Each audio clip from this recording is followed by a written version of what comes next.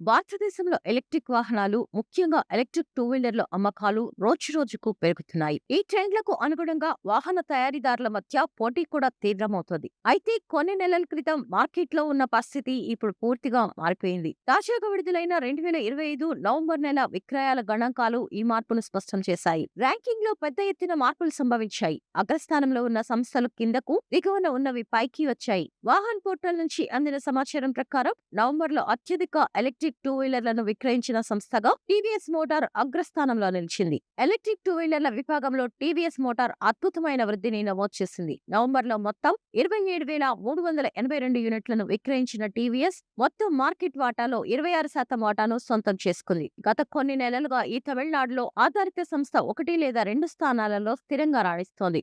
ఒక ప్రముఖ electric scooter అయిన చేతక్ భారీ అమ్మకాల్లో బజాజ్ ఆటో రెండవ స్థానాన్ని దక్కించుకుంది. నవంబర్లో బజాజ్ 23,097 చేతక్ స్కూటర్లను విక్రయించి 21.9% మార్కెట్ వాటాను సాధించింది. బజాజ్ బ్రాండ్ విలువ, చేతక్ స్కూటర్ లభ్యతను ఎక్కువ నగరాలకు విస్తరించడం అమ్మకాలు పెరగడానికి ప్రధాన కారణంగా చెప్పవచ్చు. నవంబర్ విక్రయాల గణాంకాలలో అత్యంత పెద్ద మార్పు ఏంటంటే చాలా కాలం పాటు అగ్రస్థానంలో ఉన్న ఓలా ఎలక్ట్రిక్ ఏకంగా 5వ స్థానానికి పడిపోవడం. అక్టోబర్లో 4వ స్థానంలో పడిపోయిన ఓలాకు నవంబర్లో హీరో మోటోకార్ప్ సంస్థ షాక్ ఇచ్చింది. నవంబర్లో హీరో మోటోకార్ప్ విడా బ్రాండ్ 10,579 యూనిట్లను విక్రయించి 4వ స్థానాన్ని దక్కించుకుంది. ఆఫ్లైన్ వ్యాపారాన్ని మెరుగుపరచడం, ఇటీవల బడ్జెట్ ధరలో విడా VX2 మోడల్ను విడుదల చేయడం విడా అమ్మకాలు పెరగడానికి కారణాలు. మరోవైపు బెంగళూరుకు చెందిన ఈవీ స్టార్టప్ సంస్థ ఏథర్ ఎనర్జీ 18,356 యూనిట్లతో వరుసగా రెండవ నెల కూడా 3వ స్థానంలో నిలిచింది. గతంలో కొన్ని నెలల్లో 50,000 యూనిట్ల కంటే ఎక్కువ విక్రయాలు నమోదు చేసిన ఓలా ఎలక్ట్రిక్ నవంబర్లో కేవలం